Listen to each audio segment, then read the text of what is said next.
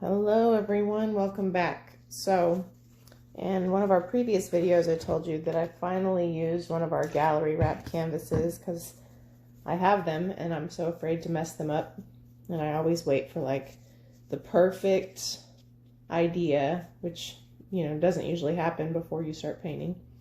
Anyway, so this is the first time I've actually used one of them, even though I have 15 of them in there on the shelf.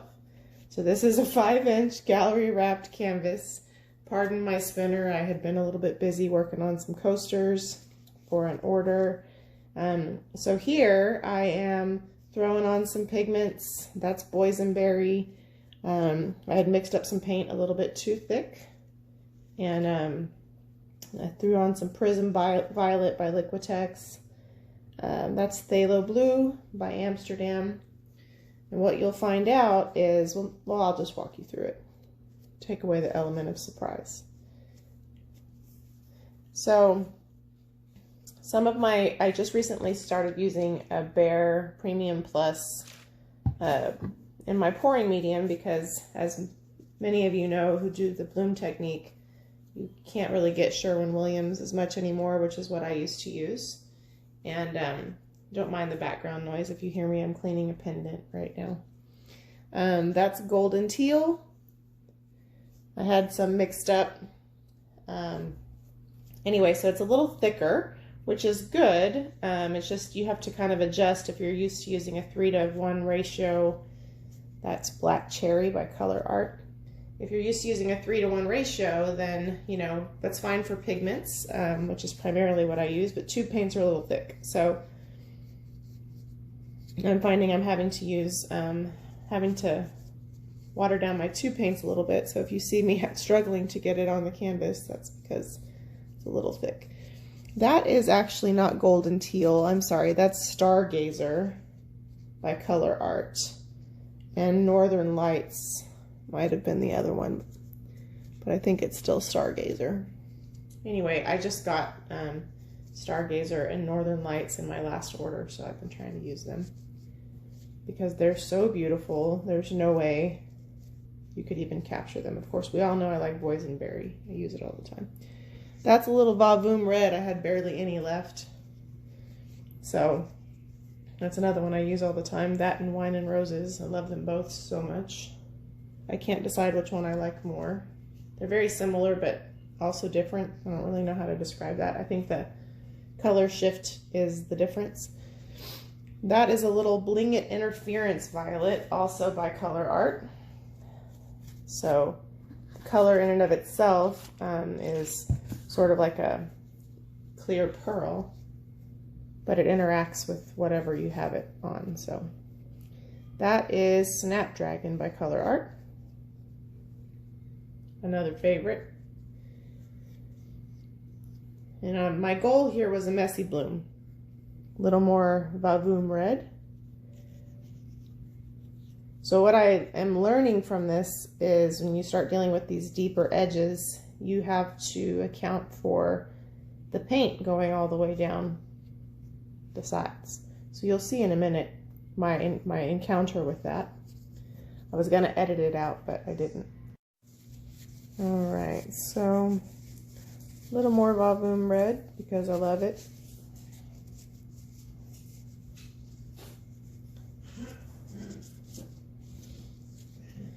And like I said, I really thought about just editing out the fail, but I like to watch, that sounds bad. I don't like to watch people fail. I like to watch the mistakes that they learn from, because if all we ever see is successes, then I don't think that we realize what to do differently. So this first one is gonna be a failed it, and so I'm just gonna share it with you guys anyway.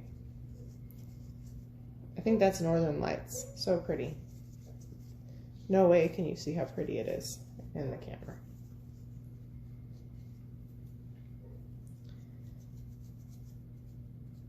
Sorry about the background noise again. I'm cleaning a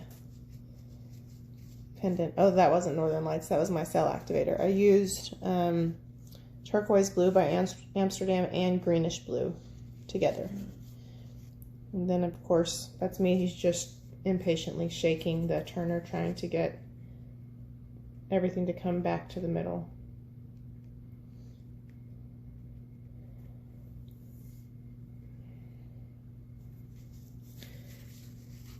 I didn't do a very good job blowing it out, so I was trying to blow a little bit with my mouth just to help it along.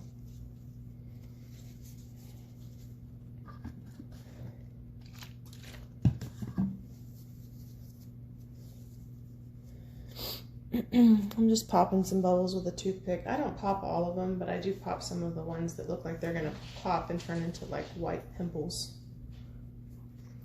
But one secret I will share with you, when you mix your pillow paint, if you will put a couple of drops of 91% isopropyl alcohol, it helps a ton with bubbles. I don't think it eliminates them all, but it does help a lot with them.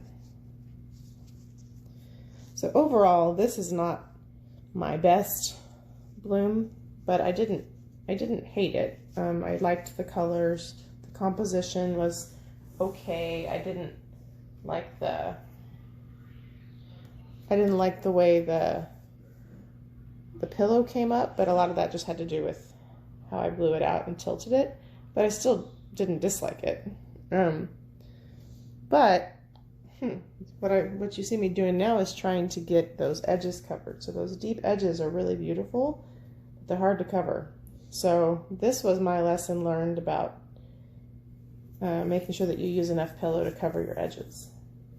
So, you know, if you're doing a tile or flat wood board or something, you're not going to have as much trouble. This kind of helps you understand why people like to use browns, like wood rounds and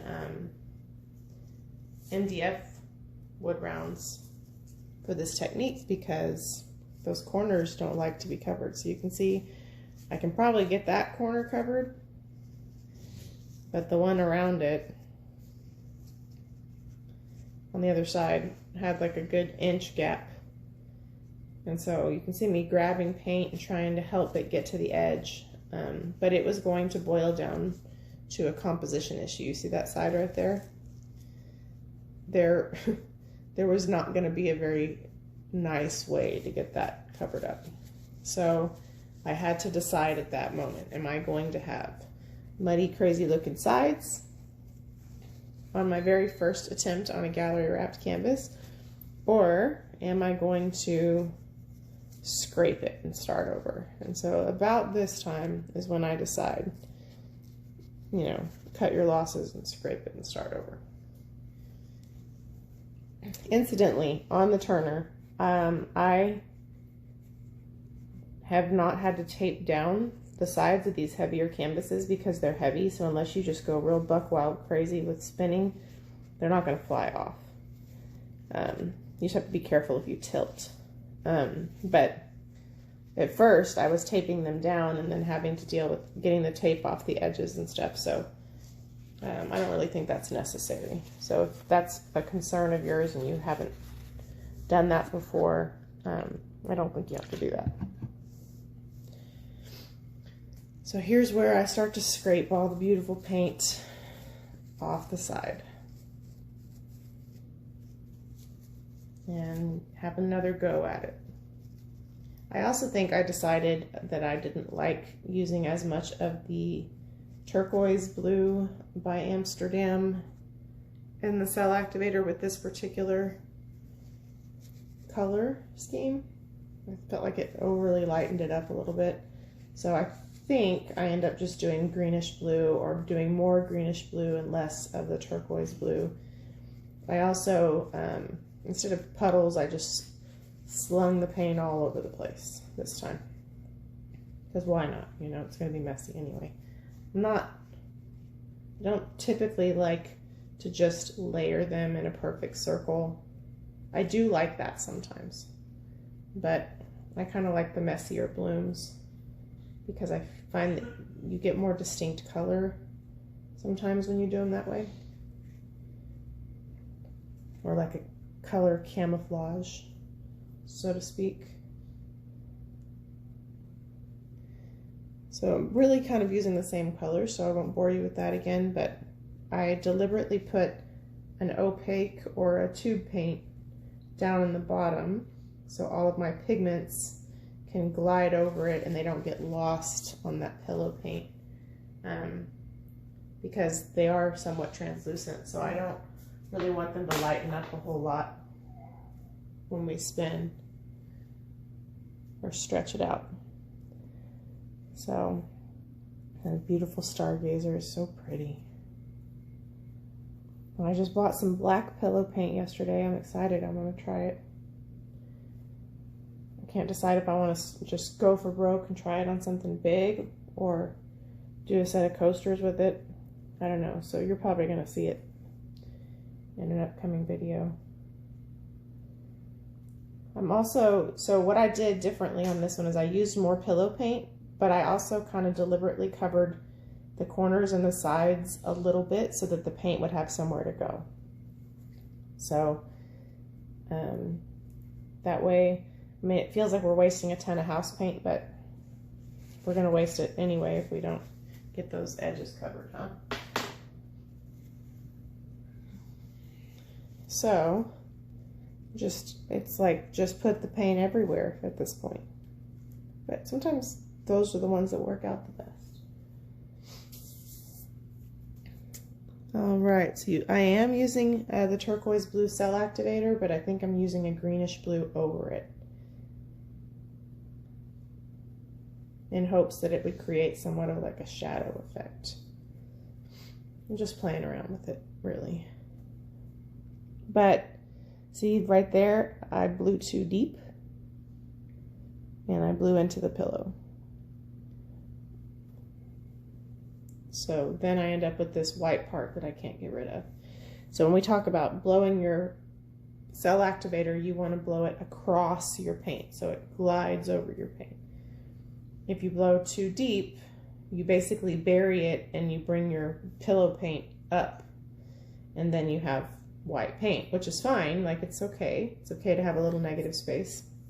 But if you can glide your Cell Activator across, you're going to get a better result. But that takes time and it takes practice. And as you can see, I obviously still need to practice that sometimes too. I do kind of wish I had used a gold Cell Activator in this one because of the colors. I think it would have made them pop. But I've been using gold a lot, and I had some Cell Activator mixed up I needed to use. So anyway, I hope that you enjoyed my fail and learned from it. As you can see, we're having a lot better success with those edges. And while this is not exactly what I had in mind composition-wise, I do like the way it turned out overall. I wasn't going to scrape it. And it will be finished with resin. It will be available for purchase, so if you are interested, it is a 5x5 gallery wrap canvas. I'll put our email in the description. It will eventually go on Etsy. I'm not great about that. And I will post the finished resin piece on social media, and our social media links are also below. If you haven't taken Shelley's course, there's a 15% off coupon in the description, and it's a good time to take it. The Australian dollar is still a little bit low. And thank you for all of our subscribers, and if you're not a subscriber, please subscribe. Thank you guys. Have a great day. Here is the finished painting with resin on it. You probably still can't get a very good glimpse of it, but it turned out really beautiful. The sides are covered. I need to sand the drips off, but it turned out really pretty. Thank you again for watching.